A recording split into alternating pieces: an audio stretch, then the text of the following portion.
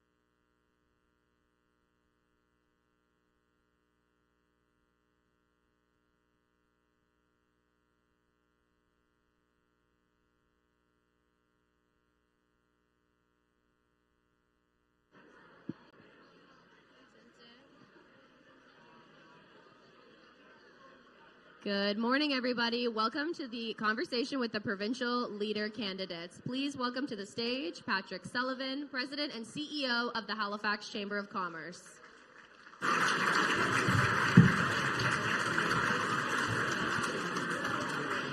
Good morning, everyone. Okay, if I could ask everyone to take their seats, we'll get started. Okay, that got quiet very quickly. Great. Welcome to today's event with the candidates who wish to be the next Premier of Nova Scotia. Wonderful to see you all. Before we begin, I'd like to acknowledge that all of us here are in Mi'kma'ki, the unceded, unsurrendered, and ancestral lands of the Mi'kmaq people. And it's my duty as a settler to work on indigenizing my own practices and my organization's practices. As many of us in this room are settlers in this land, we need to read, understand, and act on the recommendations of the Truth and Reconciliation Report and the treaties that cover this land. We're all treaty people. I would also like to acknowledge that for over 400 years, African Nova Scotian communities have been significantly impacting and shaping the cultural, economic, educational, and artistic landscape of this province. I'd like to thank our event partners, our fellow chambers of commerce across Nova Scotia, for joining us here today. The Atlantic Chamber of Commerce, the Pictou County Chamber, the East Hants and Districts Chamber of Commerce, the Annapolis Valley Chamber, South Queens Chamber of Commerce, Cumberland Chamber of Commerce, Truro and Colchester Chamber of Commerce, and the Cape Breton Regional Chamber of Commerce. Thank you all for helping us today.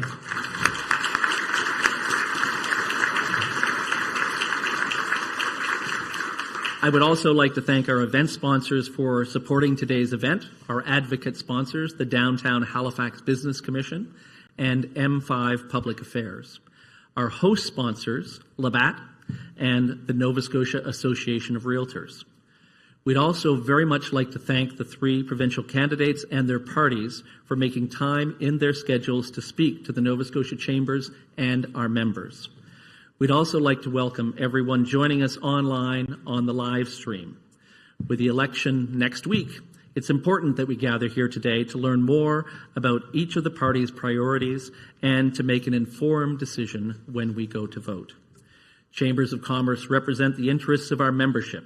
Part of that commitment to our members is advocating on their behalf to all levels of government.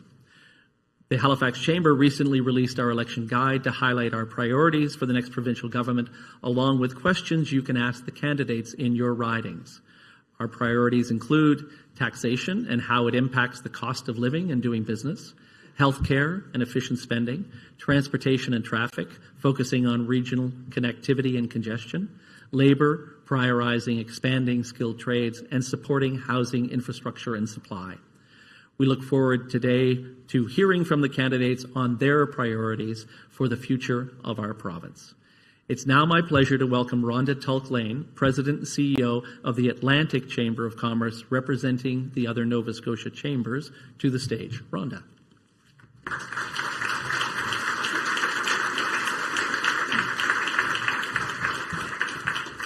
Thank you, Patrick. Good morning, everyone. It's a pleasure to be here. As Patrick said, I'm the CEO of the Atlantic Chamber of Commerce, and we represent 90 chambers across Atlantic Canada, 23 right here in Nova Scotia. And we're so proud when Patrick reached out to partner. We are stronger together, and our network will grow and achieve success. The Atlantic Chamber of Commerce drives economic development, and as I said, in partnership with 23 chambers in Nova Scotia. Members provide vital input on provincial issues and topics of concern to the business community, many of those which Patrick has listed. Support background research, we do opinion surveys with local chambers, and provide position statements on the direction of the Atlantic Chamber. Once the election is over and the government's in place, we want to focus on the cost of doing business. It will be imperative and should be a top priority for all elected officials. Chambers across the province also raised concerns this year about deficit spending and connectivity. We expect that the next government recognizes these priorities early in their mandate. Please join me in welcoming the provincial candidates to the stage and your moderator for this morning, Ifeanyi Emese, founder and CEO of My East Coast Experience Media Group.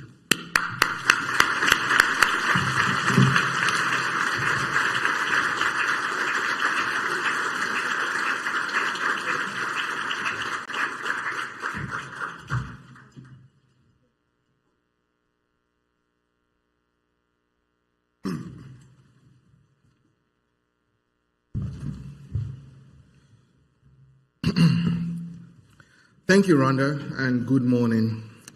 Please join me in giving a warm welcome to the 3 main party leaders in Nova Scotia. NDP leader Claudia Chenda,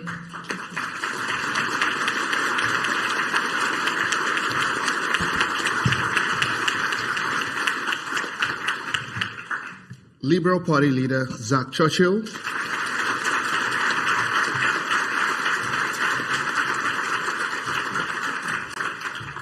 and the Progressive Conservative Party leader, Tim Houston.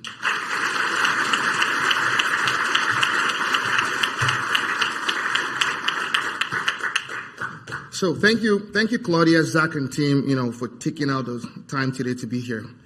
Here is how it's going to work. Each leader has 90 seconds for their introduction. After introductions, we have questions from the candidates developed by the Chambers of Commerce here today. Each candidate will be asked the same question, and each candidate has 2 minutes to respond. If you choose to rebut or comment on something another candidate has said, it is counted as part of your 2 minutes. To ensure each candidate receives a fair and equal time on stage, please note, I will politely be cutting you off if you go. I don't want to do that, okay, but I will be politely cutting you off if you go over your time. When we move to a new question, I will start with a different candidate so that each leader has the opportunity to respond first. So let's get started. We're going to start with introductions. Claudia, you have 90 seconds to introduce yourself and tell us briefly, if elected, what will be the key focus areas for your party? Can you hear me? Great. It's like the Amazing Race / debate.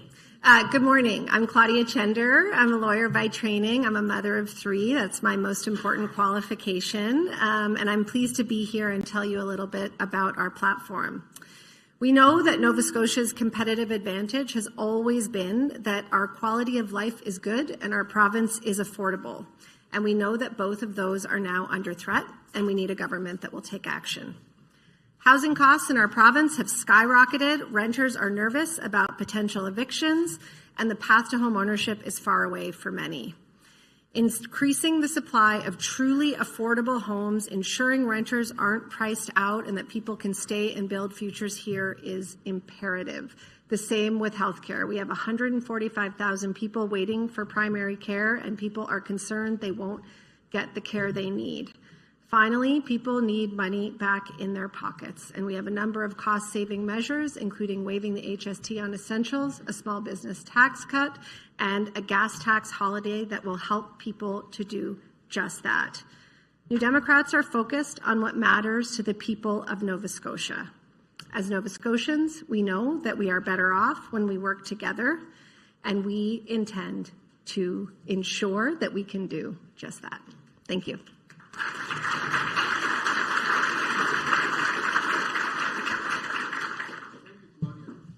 Thank you, Claudia. Zach, if elected, what will be the key focus of your areas for your party? Thank you. Yes, introduce yourself first, please. Thank you very much. My name is Zach Churchill. I'm from Yarmouth, Nova Scotia. I am a pro-business liberal. I've been talking to small businesses from one end of the province to the other.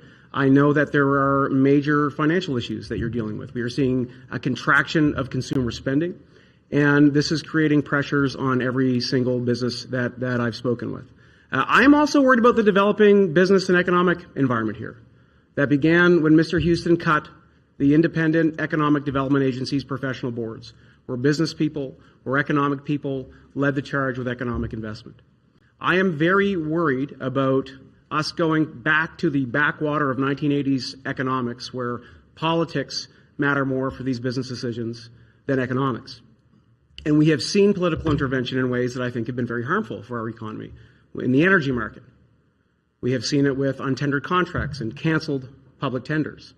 We have seen it with the Premier's recent commitment to avoid the independent minimum wage process and increase minimum wage.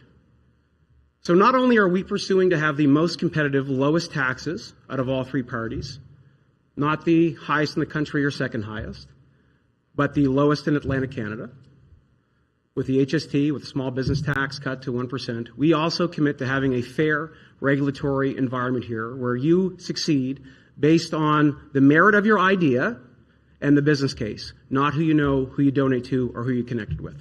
That's our commitment to you. Thank you, Zach.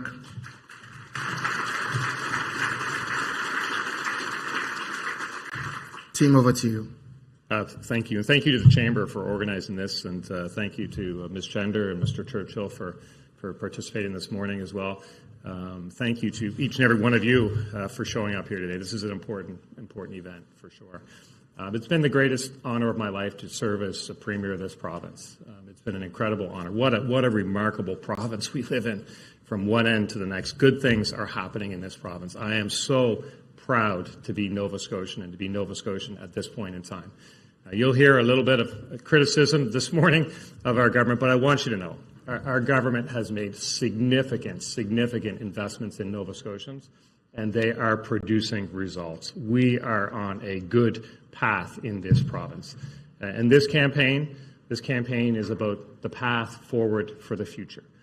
For me, it's about sticking with the plan. The plan is working. Good things are happening. And now we're producing, we're sharing with Nova Scotians and giving Nova Scotians their say on the plan forward. The plan to lower taxes, a meaningful, realistic plan to lower taxes. The plan for more and more doctors and better access to health care. That plan is working. We're making incredible progress. And the plan for higher wages for all Nova Scotians. All of these things are possible for our province. We can make it happen for this province working together. We're on a good path. Let's keep going on that path. And I look forward to this discussion this morning, and I wish Ms. Chender and Mr. Churchill the very best of luck today. Thank you.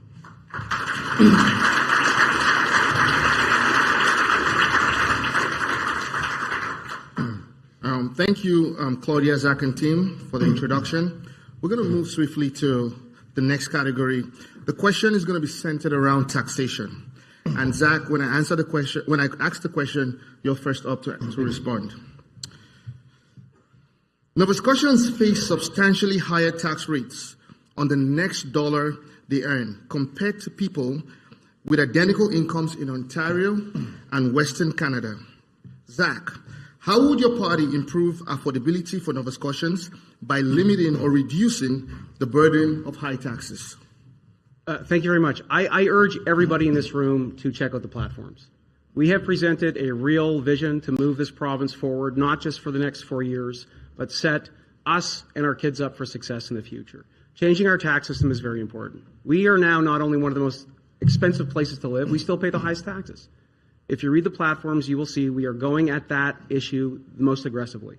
Reducing the small business tax to 1%, increasing the basic exemption on your income tax to over $15,000, and reducing the HST by 2 percentage points. We don't have to be the highest tax jurisdiction anymore. Also, we can afford to do this right now. Nova Scotia has had incredible revenue over the last number of years. Mr. Heason also inherited a very good fiscal situation because of the tough work of a previous government. We can afford $1 billion worth of tax cuts, which we're proposing, if we just stick to our budget. So before anybody on the stage or in the room says that Nova Scotia can't afford to do this without jeopardizing our services, I want you to know that's not true.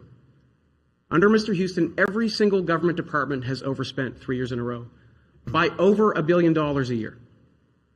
Over $1 billion outside of the budget that was passed in the legislature every single year. If we keep to fiscal discipline like you folks have to do in your own businesses, in your own households, we can actually afford to have the lowest and most competitive tax regime in Atlantic Canada, not the highest. I believe we can do this. We are committed to doing it. And this is a better way, in my opinion, to put more money back in people's pockets than to put the burden on the small business community when it comes to minimum wages. We have an independent process for that should be followed. There should not be political intervention in that, in my opinion. It takes into the economic factors and the impacts to businesses. We can make life more affordable here by giving your employees that might be in this room, you yourselves, more money back, $3,000 on average to the average household into your pocket in tax reforms. Thank you. Thank you, Zach. Team, same question. How would your party improve affordability of Nova Scotians by limiting or reducing the burden of high taxes? There's no question. It's been a rough few years. Inflation, high interest rates. It's been a real rough time, and lots of families are falling behind. We can see that. That's happening across the country and really across North America. So in our plan, in 2021 when I campaigned, I was pretty clear. There was, we would like to lower taxes, but it wasn't something that the province could do at that point in time. Well, we can now. That's why we're talking about increasing the minimum wage. That's why we're talking about lowering the HST, increasing the basic personal exemption. All of these things are important. They won't solve every challenge that Nova Scotians face, but they will leave a little bit more in the pockets of Nova Scotians that they can spend on groceries or rent or whatever, their kids' activities, whatever's necessary. All that stuff is really important, but it's really insincere to talk about affordability and taxes without talking about the impact of the carbon tax on Nova Scotians. 23 additional cents a litre. $400 million a year out of the pockets of Nova Scotians, and it does nothing for the environment. That's why we're the only party standing up against that carbon tax. It's not something that this discussion should take place without recognizing. We don't need another carbon tax under a sneaky name. We just need to get rid of it, and we need to be united as Nova Scotians to stand up against it. So we'll continue to do that. It's also insincere to have a discussion about tax cuts or supporting Nova Scotians without putting forward a real meaningful plan. And neither of the opposition parties has put forward a meaningful plan. If you look at the NDP platform, $1 billion deficits for 2 years in a row. If you look at the Liberal platform, there's a literal $1 billion hole in each of their 4 years. You can't run $1 billion deficits. If you tried it 1 year, the ratings agencies would be all over you. It would ruin our economy. And you know what's going to happen? Higher taxes, which is what we saw the last time the NDP was in, and certainly the Liberals have no plan. We have a real plan to lower taxes, and we're going to execute on that, like we have been on our other plans. Thank you, Tim.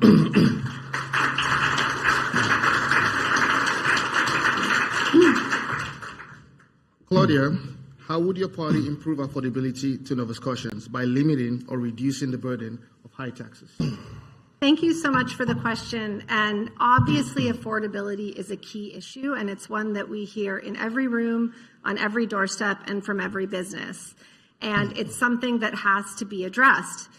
Unfortunately, neither of what these gentlemen are proposing is actually going to do that. 1 or 2 cents off of a purchase dollar is not going to move the needle. That's why we are talking about waiving the HST on essentials. That's what makes a difference in the lives of everyday Nova Scotians. We're also proposing an affordable home tax credit. Half of Nova Scotians make under $70,000 a year. Those folks would get a tax credit, money back in their pocket. They can save for housing, they can pay their bills, and they can recirculate that money into the economy. We've heard the term $1 billion a lot on this stage, and I want to reiterate something that we heard, which is that this is a government that has overspent their budget by $1 billion or more in each of the past few years. This is not a government that cares about efficiency or fiscal responsibility. This is a government that signs checks in the Premier's office every day. The conversation we're having today about how to save money for Nova Scotians is an efficient and effective use of our dollars and our economy to make sure that our small businesses are supported, that people can pay their bills, that people can stay housed, and that we can have an efficient and affordable economy that we can do something about. The reality is the conversation about the carbon tax is specious. As the people in this room know, that is a federal tax. And that is why in our platform, we're putting our money where our mouth is and telling Tim that if he wants to save people money on commuting until we have a transit system that actually works, he could follow our lead and cut the motive fuel tax. Thank you, Claudia. 15.5 cents off per liter. Thank you. Can I read that on that? Okay. Okay, our next line of question will be centered around housing. And Tim, you're up next to respond. And if you want to rebut, you can take time out of, to rebut. Talk less up front. At the current pace of construction, there will be still an estimated shortage of 41,000 housing units by 2028 in Nova Scotia. Tim, what will your party do to increase the supply of housing, specifically single, semi-detached, and family housing? We have a housing issue in this country. It's a nationwide issue, and certainly Nova Scotia is not immune to that. The solution to the housing crisis is more housing. We're on a good path. We have a plan. The plan is working. The plan was developed by a consultation with 20,000 Nova Scotians, and it called for 40,000 homes over 4 years. We're ahead of target. We're up to 26,000 after just the first 2 years. But we need to build more. We know that.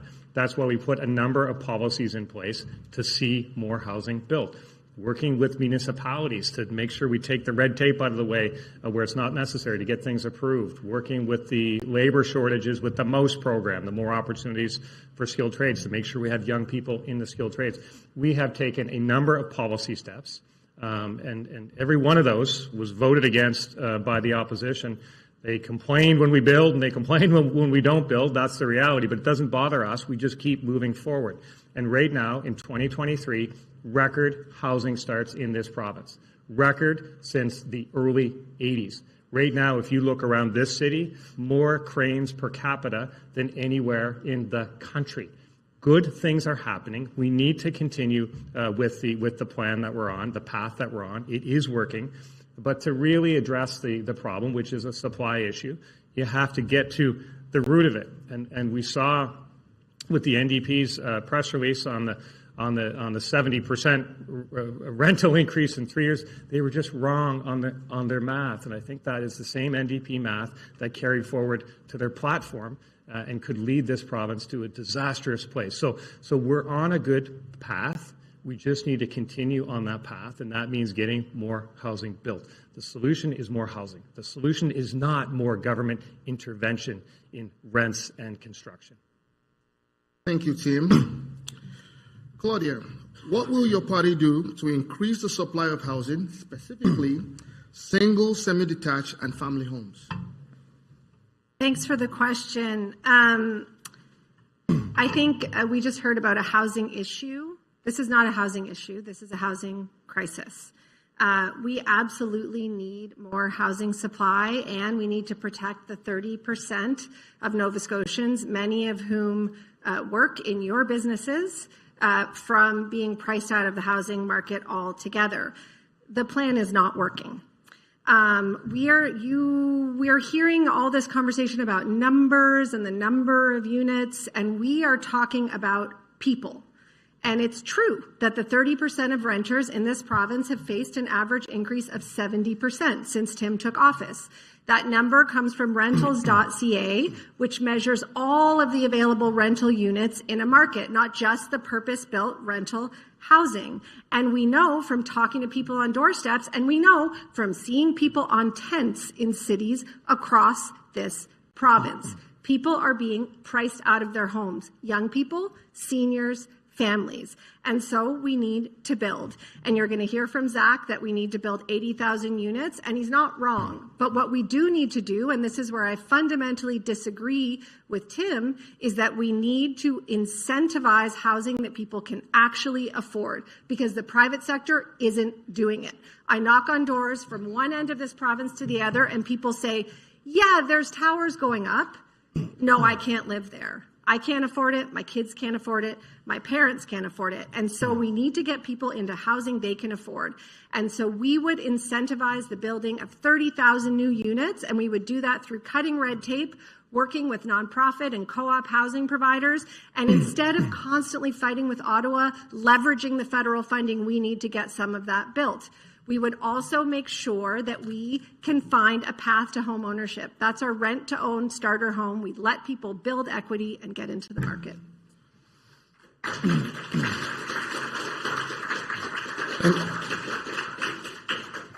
Thank you, Claudia. Zach, same question. What will your party do to increase the supply of housing, specifically single, semi-detached, and family homes? Thank you very much. And again, I urge everybody to look at the platforms. Not one mention of housing in the PC platform. And I do disagree with the approach that this government has had. It is not rules-based. They have not worked with municipalities. They have said, if you don't like what you're getting with your municipality, come to us and we will override the planning process. I think that sets up a situation where there can be winners and losers and where favorites are being played. And we're seeing development happen in areas where there should not be development, where there's safety issues, where there's no egress. We're at 300 units going up in Ingram with no civic infrastructure to support that.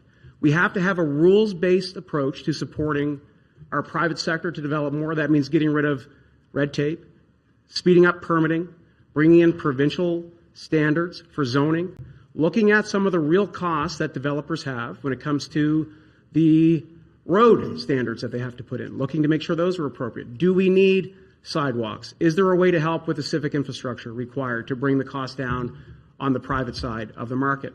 We also need non-market solutions to this, because there are people that are struggling. They can't find a place to live, and we all know that the private sector is not going to produce affordable dwellings right now.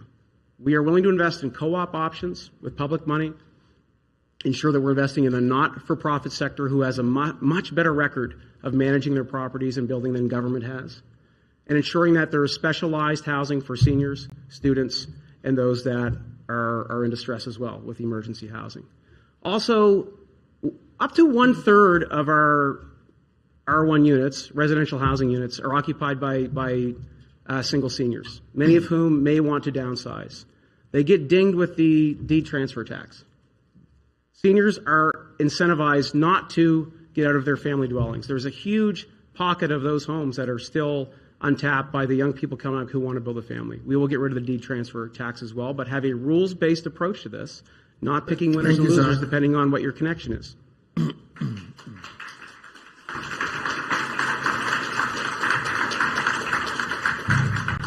Okay, before we move forward, I just want to go back and remind us about some of the rules. If you choose to rebut or comment on someone else's response, you can do that, when you're called upon as part of your 2 minutes. Now, we're going to be moving to infrastructure and municipal funding. And Claudia, you'll have the opportunity to respond first. New housing developments require significant planning and supportive infrastructure for housing, like roads, water, sewers, transit infrastructure, and schools. Claudia, how would your party help municipalities across Nova Scotia address the cost of building new infrastructure to support the development of new housing? Thanks for the question. It's absolutely clear that our municipalities from one end of this province to the other need more support from this government. In particular, there are many municipalities who feel absolutely neglected, and nowhere was that clearer than with the abandonment of the Coastal Protection Act. We had rural municipalities, we had coastal municipalities from one end of this province to the other protesting in front of Province House, asking this government to pass the Coastal Protection Act, and they refused. That Coastal Protection Act is key for infrastructure because as sea levels rise, the reality is that the infrastructure in our coastal communities, and we are a coastal province, are threatened. And we have no plan to fix that. When there was a massive snow event in Cape Breton, this is the government that called it a PR stunt when the when the mayor of the second largest municipality in our province said that she needed help and declared a state of emergency. So we would change the conversation. We would work collaboratively with municipalities to understand what their needs are and make sure that we fund those. As we've seen more and more of an incursion of provincial responsibility into municipal affairs, what we have seen is that we are leaving municipalities without the tools to deal with the decisions that the province is making.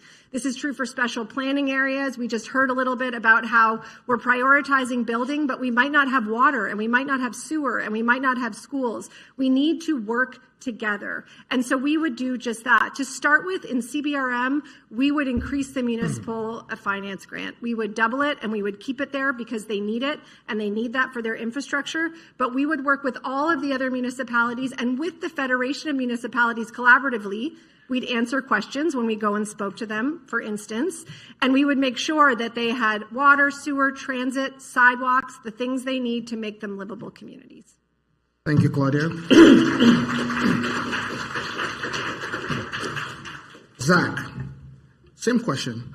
How would your party help municipalities across Nova Scotia address the cost of building new infrastructure, support the development of new housing?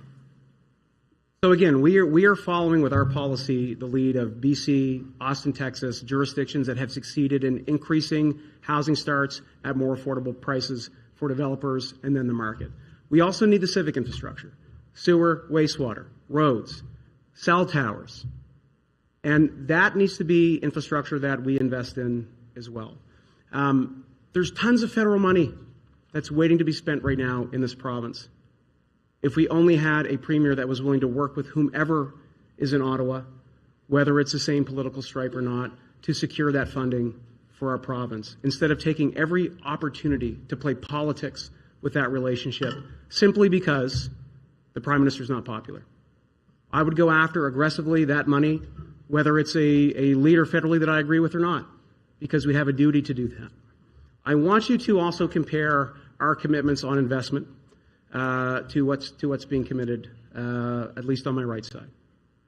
We are willing to deal with the congestion issues in the city and the road issues beyond Halifax by twinning our highways, finishing our 100 series highways to the ends of our province, investing in a new McKay Bridge, which will be at the end of its life cycle in the next 10 years. That will not be able to be fixed. It needs to be replaced. Investing in cell towers, investing in new health clinics from one end of the province to the other. Compare that to a promise to take the tolls off the bridge, which will cost not just hundreds of millions of dollars, but when that new McKay Bridge needs to come online, $1 billion to take the tolls off the bridge. It will make congestion worse, according to experts, and will take $1 billion or more out of our public works budget so that we can't invest in the infrastructure that we need. I ask you, what is smarter to do? Invest in the infrastructure we need with public money or to take the tolls off? That seems to me to be the stupid of the stupidest ideas that I've heard yet. And we can fix that. Thank you, Zach.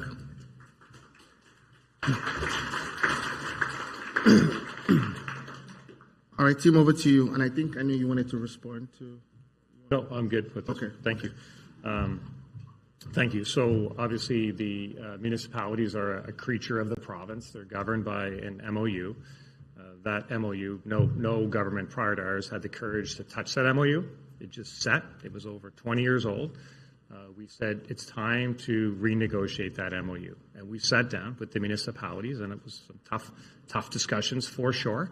But we renegotiated that MOU. And as a result of that renegotiation, about $52 million additional dollars a year flow to our municipalities as we support our municipalities on the things that matter to them. And we'll continue those discussions with our municipalities because, of course, investing in infrastructure that has been left alone to deteriorate for decades and decades and decades is something that we have to catch up on.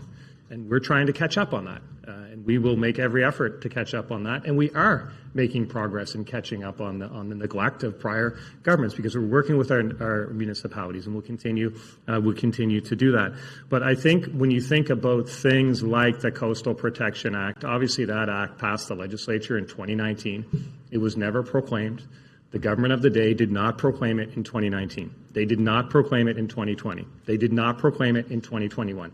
And during that time, not one peep out of the NDP about the coastal protection. So nobody did anything. So when we came to government and saw that was sitting there with no action, we said something has to happen. We have to do something. I think I know why it wasn't proclaimed.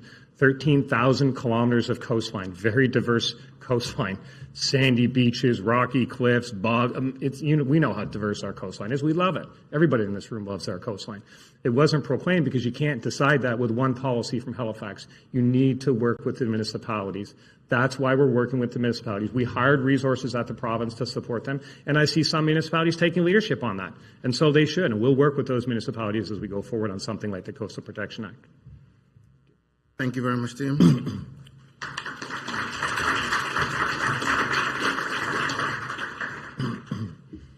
This next question is centered around transportation. And Zach, you have the opportunity to respond first. Nova Scotia's recent boom in population has increased traffic congestions throughout many municipalities. And public transit systems have struggled to keep pace with the increased demands. Zach, what would your party do to improve public transit options and reduce traffic congestions in urban and rural areas? Thank you very much. We'll invest in what matters. We are willing to, for the first time, make the province an operating partner with our public transit organizations. Here in Halifax and CBRM, where the municipalities own those systems, but also in rural communities where we have community transportation. There are big gaps in public transit from one end of the province to the other. So not only are we willing to invest in making public transit free for people, because I think this is a very good initiative to increase ridership in our buses and our public transportation, particularly for seniors. It will also be a major affordability issue for people that get out of their cars and are incentivized to get out. They can save $5,000 a year in gas and maintenance alone. It will get more cars off of our roads and help with congestion. We are also willing to build a new bridge that will replace the McKay that is 6 lanes, that has active transportation lane on it as well, to deal with the major traffic congestion. I am very worried about money going into tolls instead of the infrastructure. I'll be honest. Outside of Halifax, we're also going to make sure that we finish our highway system. That is not complete now. Those of us that live in Yarmouth know that more than anybody else. I drive these highways probably more than anybody else on the stage, and they are rated the worst in the country. We cannot take money out of our public works budget away from our road infrastructure for tolls. I'm sorry, even if some people like that in the room. And we have to invest in other infrastructure that we need. Again, to deal with the population growth, we need more cell coverage. People need to be able to call when they're driving on the highway. These are safety issues. So our money will go into roads, highways, bridge, public transit, and make sure that we are looking at the best operating models for public transit, which include investigating the opportunity for light rail and supporting the rapid bus transit initiative that I will give credit to the government has moved forward with. I think that's a good idea. Thank you.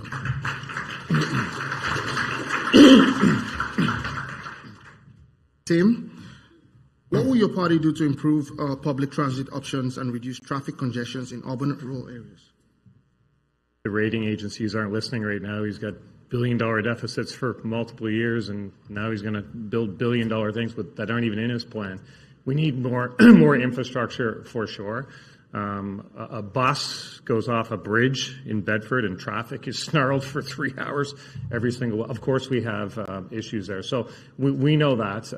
We have a plan that we've. It's already part of the government's plan that's out there.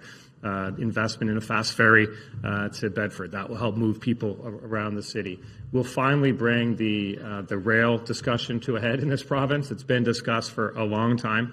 We'll do the feasibility study to say, is it possible to have light rail from the core to Windsor and kind of out towards the airport area? We have to bring that to a head. We can't just keep talking about it. But we know that the access points in and out of the city with the interchanges, that's all part of the government's 5-year plan. You can see that. But what I would say to you is we understand the issue. We feel it. When you're sitting in traffic, that's a tax as well. That's a tax on your time. Your time is valuable. It's time you could spend with your family. It's time you could be, at work or, going back and forth to work and sitting in traffic is a tax on your time, and we want to address that. These are all challenges of growth. We have challenges of growth in this province. We've also seen challenges of decline in this province when we were depopulating and schools were closing and businesses were closing. We've seen that. But as Premier, I accept the challenges of growth, and we have a plan to work through those. Our population is growing. It's growing at about the same pace it did under the Liberal government before us. But I do want you to know we've kind of got really strategic on our immigration streams. They're only limited to healthcare and skilled trades. And I know some people in this room, that's hard for you because you need people too. But we have to be smart and strategic as we grow our population, and that's what our government is doing right now. But we'll make those investments in infrastructure. They're in our plan. Thank you, Tim.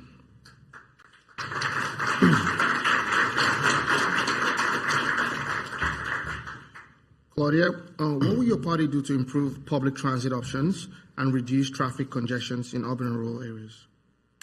Thank you. Well, there's no question that commutes are getting harder across this province, and I probably spend the most time shuttling kids to lessons, and I also probably spend the most time on public transit of the people on this stage, and both are hard, and neither are working very well.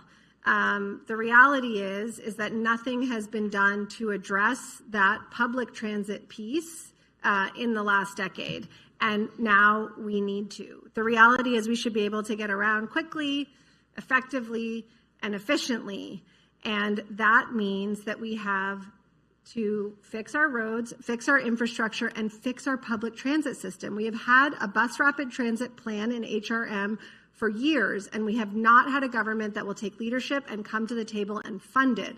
That is what we will do. More buses equals less cars. Even if you are not the one on the bus, other people will be, I promise, and they want an effective way to be there. Free is fine if it works. If it doesn't work, people still aren't going to use it. You know what we would make free? The Halifax Harbor ferries. You know why? Because it gets people out of cars. Every day that I ride that ferry, I see people who I know have a car in the driveway, but it's an easier way to get to work. That's why they do it. If we can incentivize more ridership, we can make sure that we actually get cars off the bridges in this city. But it's not just this city, it's the entire province. CBRM faces even bigger challenges when it comes to public transportation, and we would come to the table as a full partner and help to fund that. And I want to let everyone in this room know that we will have a new McKay Bridge in the next decade, no matter what anyone on this stage promises, because the old one is not going to work anymore. So that's a given, but there is a question on how we fund it. And I agree that for right now, we need to make sure that we have the funding that we need. Tim says bus like it's a bad word. It isn't. People need to take the bus, and we need to make that a good option. Thank you. Okay,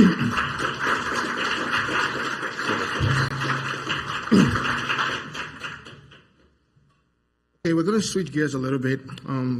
This next set of questions is centered around healthcare. And Tim, you have the opportunity to respond first. Thank you.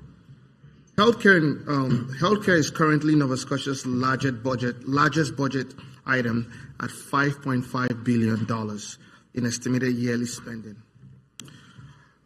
Tim, rather than just increasing spending, what would your party do to improve healthcare within the current budget of $5.5 billion? Thank you. Look, we're digging out of a hole. We inherited quite a mess on the healthcare file for sure. The first thing we did was we traveled the province. We sat down with healthcare workers from one end of the province to the other. We looked them in the eye.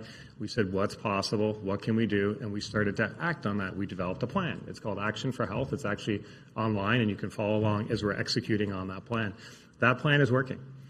Today in this province, there are 250 more doctors, net new additional doctors compared to when we started.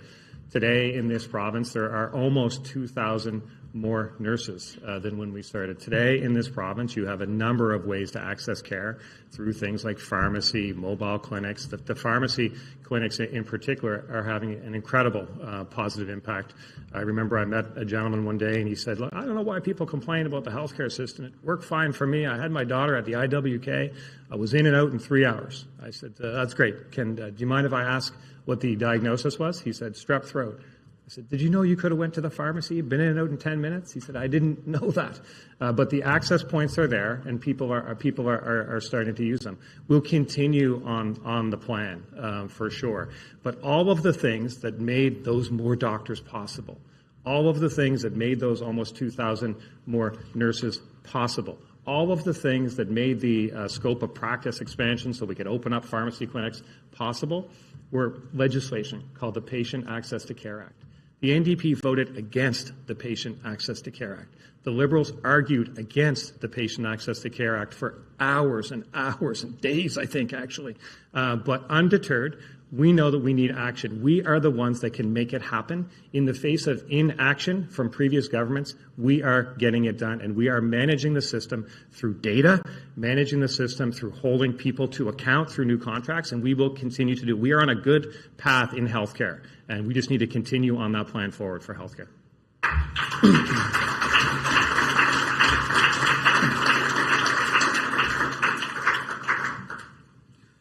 Zach, rather than just increasing spending, what would your party do to improve healthcare within the current budget of $5.5 billion? If people in this room want to believe that Mr. Houston is the first person to invest in healthcare, to recruit doctors, to care about this issue, there's nothing I can tell you that's going to change your mind. I remember when in opposition, Mr. Houston said, it may not be my fault, but it's my responsibility. Now that he's got all the responsibility, it's everybody else's fault. And the fact is that we all have some of the blame to share on this issue. Every government in my lifetime has spent more on health care every single year, and our outcomes that matter keep getting worse and worse and worse. I ask you only to talk to a doctor you know, a nurse you know, a patient who's been in our emergency rooms or who can't get a family doctor. Ask them if they think that the healthcare system's getting better.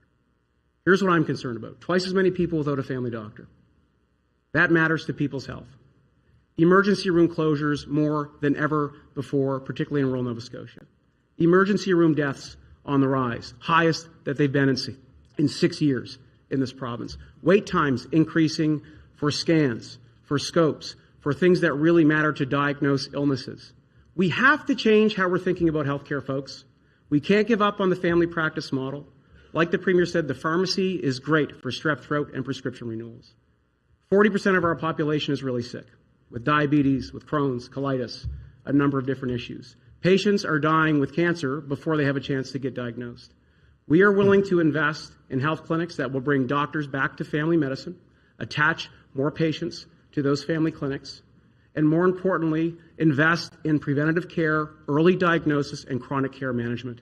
If we do not start focusing more on health outcomes instead of just the pressures in the system, we are going to be chasing our tail on this for another 20 years, and health outcomes are going to get worse. We have to change the paradigm on healthcare, folks. If we don't, this will be the same debate that future leaders are having on the stage, and we need to do better. Thank you, Zach.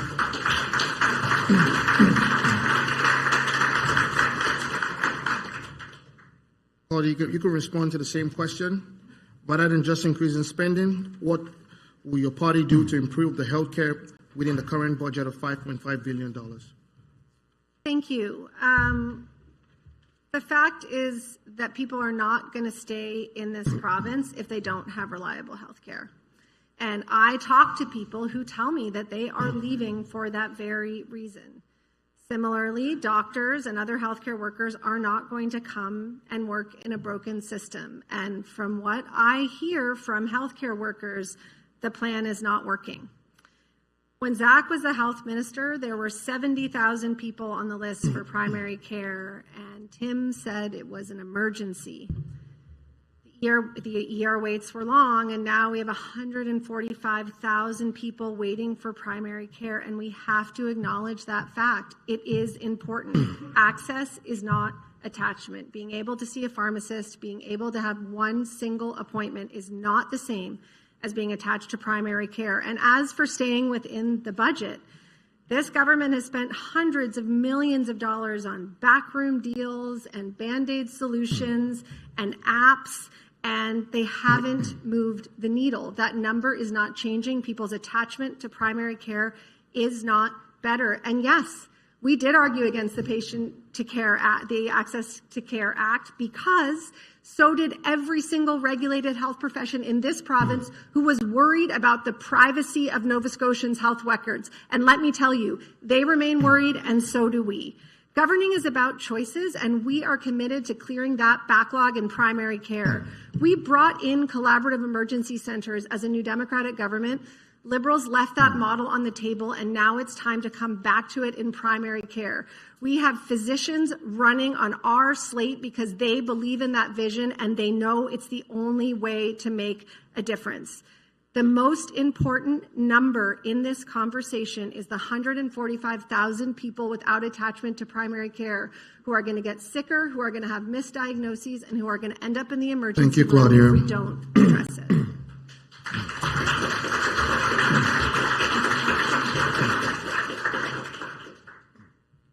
Our next line of question will be around immigration. And Claudia, you have the opportunity to respond first. Immigration. Immigration has fueled Nova Scotia's remarkable growth over the past few years. With the recent federal reduction in immigration numbers, how do you see Nova Scotia maintaining and supporting that growth? Thank you for the question. I mean, as I read the question isn't really about immigration. The question is, if immigration targets are reduced, how do we maintain our growth? So the reality is the federal government has reduced our immigration targets, and yet we have many new people here, and we know that we need to make sure that we have the infrastructure that can handle our growth.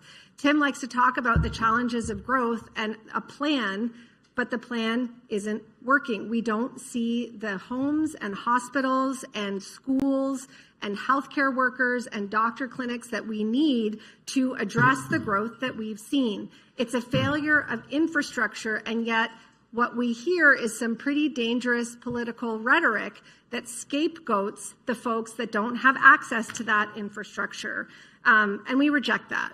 So I think we've talked a lot about what our plan for growth is, building homes, focusing on doctor clinics, making sure people can afford their lives, but we also need to support our local economy. So we need to grow our economy not just through tax dollars of new arrivals, but through actually growing our local businesses. We need to support small business. That's why we are talking about making business easier, more effective, and more affordable for the almost 30,000 small businesses in this province.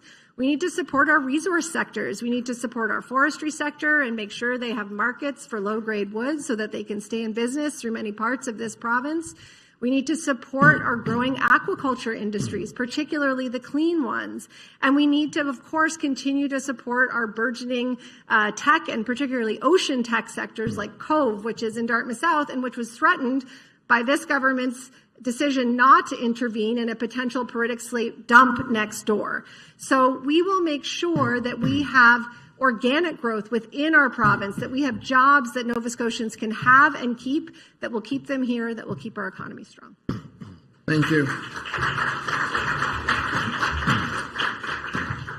Zach, you have a chance to respond to the same question. With the recent federal reduction in immigration numbers, how do you see Nova Scotia maintaining and supporting the growth? Thank you very much. So we are the only party that is taking a stance on what sustainable growth looks like. Mr. Houston has for 2 years told, I think, many people in this room, I'm going to double the population. We're going to double the population. Obviously, that's not a stance that's being defended anymore. I'm from an immigrant family, third generation Lebanese. My family was able to thrive here because we had a house, we got the healthcare system we need, and our schools were there. It is not a pro-immigration strategy to have population growth targets that exceed our capacity. And we all know that we're bursting at the seams. You see it when you're driving to and from work here in the city. You see it in our schools that are over capacity. You see it in our hospitals. You see it everywhere. So we have to grow sustainably. Mr. Houston's not nominating only healthcare professionals and skilled trade workers. In fact, they represent less than 14% of the folks that are being nominated here. We need others. But we also need to set people up for success here. I'll also note that the only reason we have been growing revenue and our economy is only based on population growth. That is not good either. GDP per capita has been going down in Nova Scotia, just like doctors per capita, just like housing per capita.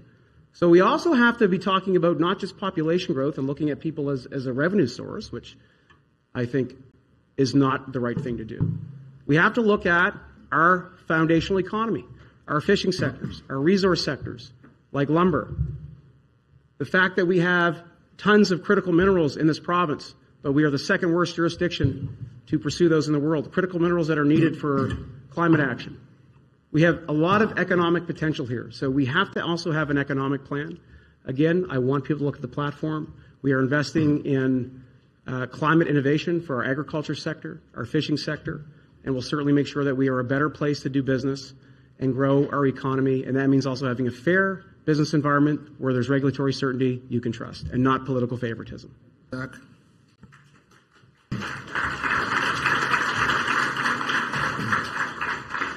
Tim, you can respond to the same question. With the recent federal reduction in immigration numbers, how do you see Nova Scotia maintaining and supporting that growth?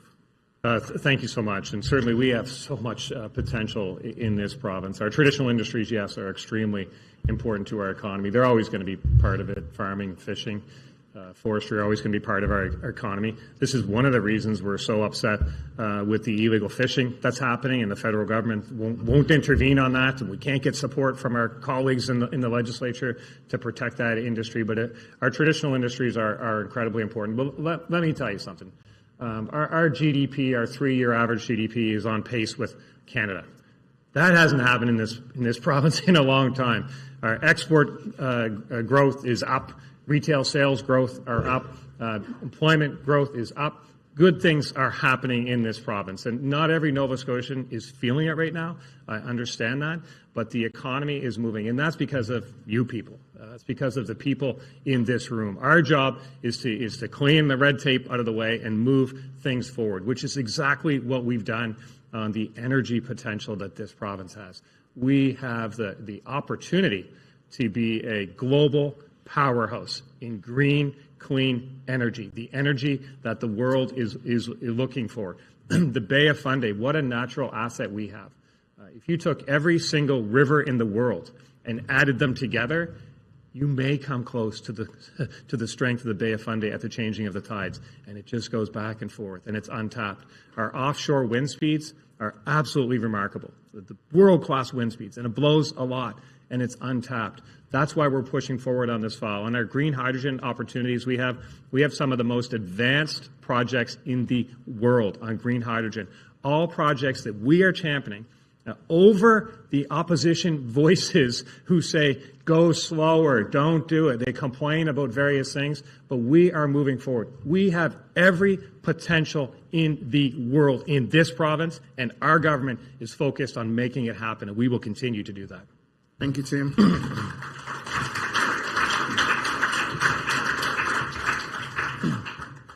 Our next line of questions is centered around downtown growth. Zach, you have the opportunity to respond first. Our downtowns in cities and towns across the province are vital to a successful Nova Scotia. Zach, what is your plan to ensure the vibrancy of Nova Scotians downtown? Thank you very much for the question. We do have to deal with the congestion issue, or we are going to have people that are scared to go downtown, that are going to avoid it, and that is going to impact businesses downtown. Our plan, I think, with infrastructure, with public transit, can assist with that. But we also want to see more development downtown, particularly on vacant lots where there is such high value potential. We are also suggesting changes to our property tax system that will incentivize vacant lot development and reduce taxation on the buildings that are put there. We hope by balancing this tax incentive out, we will see more positive development downtown as well. We also want consumers to be able to spend. And again, we are offering, I think, the best package on affordability. $3,000 on average for the average household. It's for everybody because it's not just low-income people that are having a hard time financially right now. Two-income households, working people, working families are struggling. That's why we have the broadest approach to tax reform as well. Mr. Houston brought up green hydrogen. Another major pressure on consumers, on families, power bills. You know why our power bills are high? We're still burning the same amount of coal that we burned 3 years ago, and it's very, very expensive. You know what's more affordable? Wind energy. And we are not applying our wind energy, under Mr. Houston, to our own grid here to ensure that we're reducing emissions, and also for families, which may be more important to them, reducing their power bills. So I have been critical of this. We don't even have contracts signed overseas yet. We've got this incredible wind potential here. And Mr. Houston is willing to allow it all to be shipped overseas in a less efficient form of energy, green hydrogen, to Europe when we need it at home. I believe we should be an exporter of energy. And if we invest in wind capacity here to our grid, we could actually get a surplus of renewable energy in Nova Scotia and then be a real powerhouse when it comes to exporting energy into the United States and beyond. And that's how we would approach that situation. Thank you, Zach.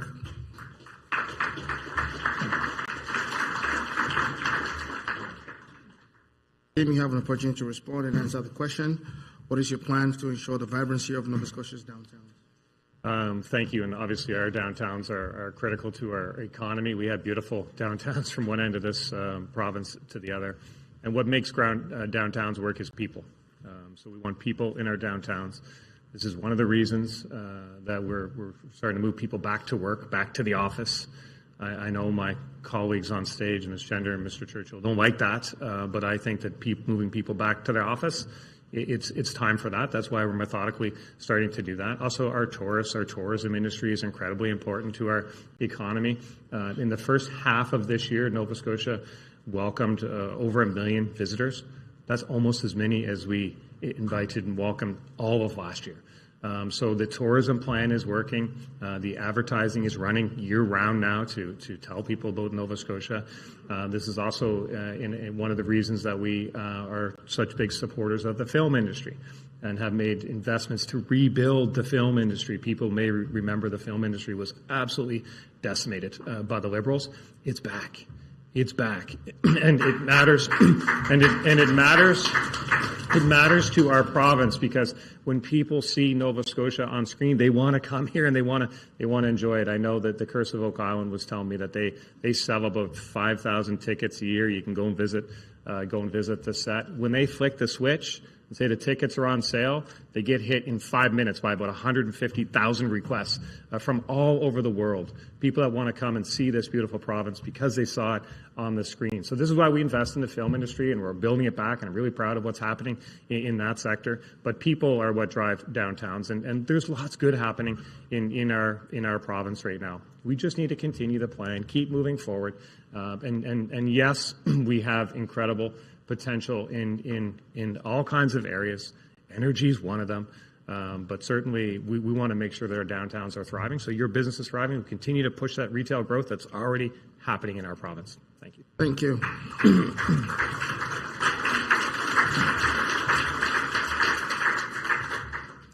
Claudia, you have a chance to respond.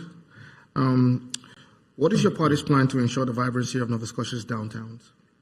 Thank you so much for the question, and thank you to the many business improvement districts I see here in the room who I know are working on this question every single day. Downtowns are the heart of our cities, and local small businesses are the heart of our downtowns, and they need more support. So for one thing, we would ensure that unlike the last 3.5 years, we would support the almost 30,000 small local businesses in our province. That includes canceling the $1 million check that Tim wrote to Sobeys. We don't actually think that supports downtowns. That was under the guise of buy local. If we're buying local, we are buying in our communities. We are supporting our local producers, our local vendors, and our local retailers. We think that that was a misuse of funds. Further, we would ensure that people have money and disposable income to spend in our downtowns. And that's the reality. When I talk to small businesses across this province, they say, yes, we do need a reduction in our tax rate, but what we need more than that are people here who can spend money. And right now, people's wallets are tight. I hear that in Lunenburg. I hear that in Chester. I hear that in Halifax. I hear that in Sydney. Everywhere I go, that's the reality. And that's why we are focused on meaningful money in people's pockets, taking all of the HST off of essentials, our affordable home tax rebate. This is putting money in people's pockets that they can recirculate in our local economy and in our downtowns. We'll make it easier to get there with our commuter project, and we'll make sure that people can live near where they work. That's part of protecting renters. That's making sure that we have vibrant communities in and around our downtown that people can actually afford to live in. Thank you.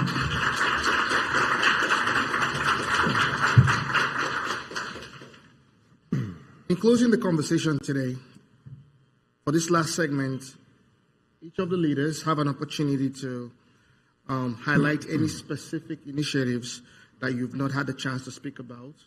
You have a chance to respond to any of the comments that was made by one of the other leaders. And you can tell us about your vision for Nova Scotia in 10 years.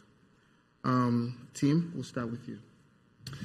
Thank you so much. And look, there's so much good happening in this province, and certainly in the healthcare file. There's a number of inaccuracies in the data that was presented, but I guess that's part of the process here. But I will say the needle is moving on healthcare. We are on a good path in healthcare, and I'm particularly proud of a couple initiatives within that healthcare file.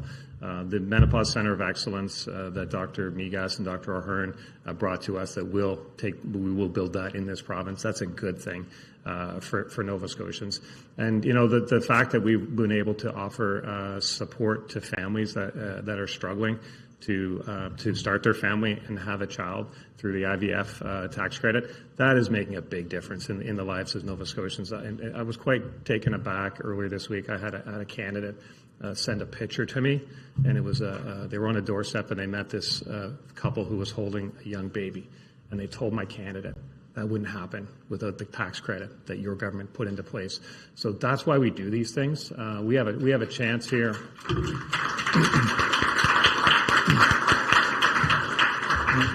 We have a chance here in this province right now. Nova Scotia has this mojo. we are on a good path. We are rolling along pretty good in this province. And yes, we have challenges. There's no question about that. We have to face those head on, but we are on a good path because we've taken the time to create plans in all these things and execute our plans. And we are executing our plans, and it is making a difference. And I wish houses were built 10 years ago. I wish they were built 5 years ago. I wish they were built 4 years ago. But guess what? We're building them now, and we'll catch up. And I wish we would have had a plan to build another medical school at Cape Breton University that'll graduate 30 doctors a year that are committed to staying here. I wish that happened 8 years ago or 12 years ago. Maybe we'd be having a different discussion. But guess what? We're making it happen in this province. And the plan for the international, the plan to get international doctors a realistic path to license here, that's happening here, and I wish it was happening before. But good things are happening in this province, and I am so excited to be a Nova Scotian at this point in time.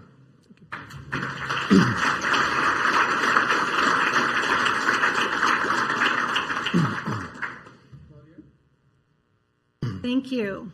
I want to thank all of the chambers for hosting us today, and thank you to Tim and Zach for engaging in the conversation.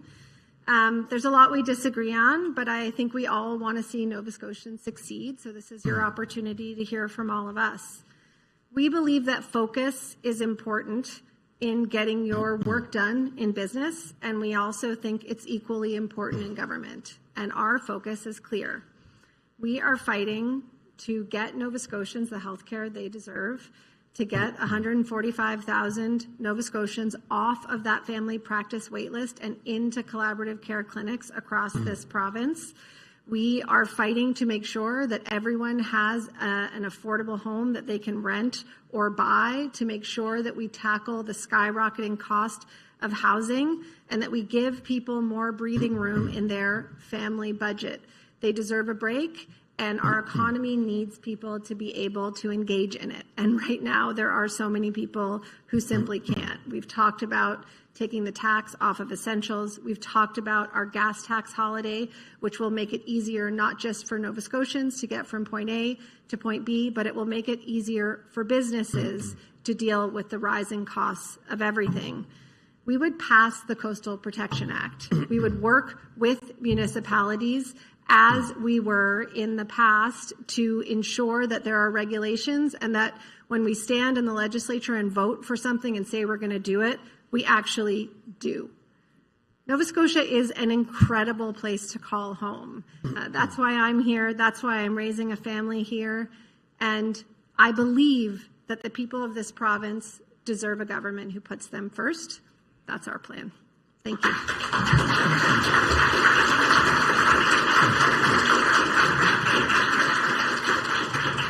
Zach, the floor is yours. Thank you very much.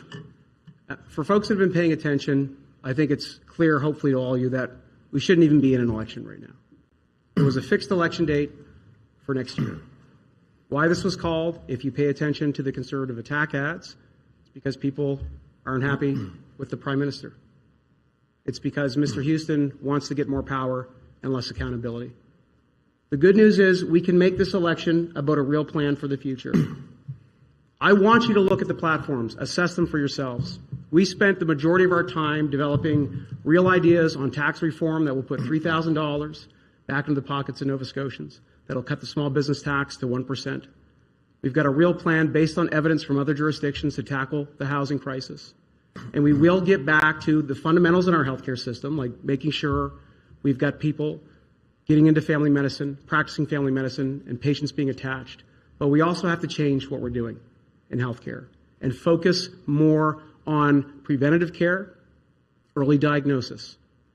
If we don't, we will be having the same debate on healthcare in 20 years from now. This election is also about trust, I think. Our platform is our contract to you. It is our commitment to you.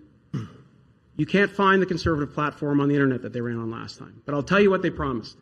To fix healthcare and a better paycheck guarantee supported by the public. Now it's more doctors and higher wages. Except the government's not going to help small businesses increase those wages. That is going to fall onto small businesses themselves to follow through on that promise. I'm not running for premier to play political games with Ottawa or with other leaders of the opposition or municipalities here. I'm running because I think we can make a real difference in the lives of people. While there are things going extremely well in this province, there are big challenges that are affecting quality of life for Nova Scotians, from affordability to health care. I promise you we have the best plan to do this, and I will keep my word to you. That's my commitment. Thank you.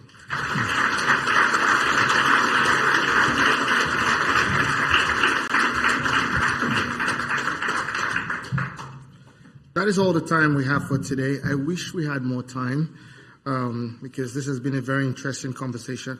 I would like to especially thank Claudia, Zach, and team for taking out time out of your busy schedules to be here today. Can we just give them a round of applause?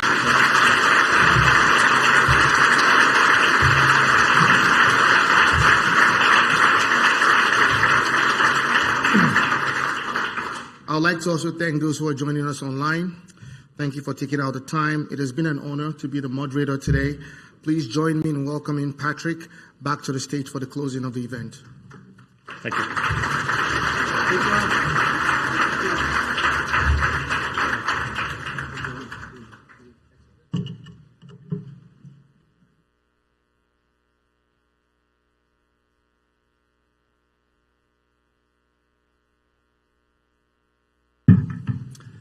Thank you very much, everyone. Thank you very much, Ifani, for moderating, doing a great job moderating today's conversation.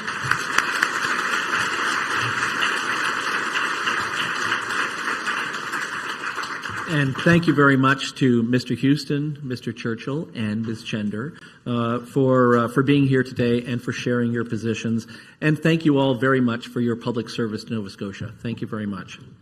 I want to thank again our event partners, your local chambers, the Atlantic Chamber of Commerce, the Pictou County Chamber, the East Hants and District Chamber of Commerce, the Annapolis Valley Chamber of Commerce, the South Queens Chamber of Commerce, the Cumberland Chamber of Commerce, the Truro and Colchester Chamber of Commerce, and the Cape Breton Regional Chamber of Commerce.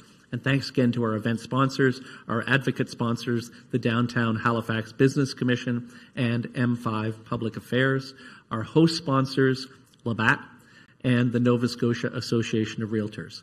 Thank you to all of you for joining us today, and thank you to all of you online. Please be sure to get out and vote next week or before. You can reach out to Elections Nova Scotia if you have any questions about where or how to vote. Find out more about our upcoming events at halifaxchamber.com. Have a great rest of the week, everyone. Enjoy your day. Thanks, everyone.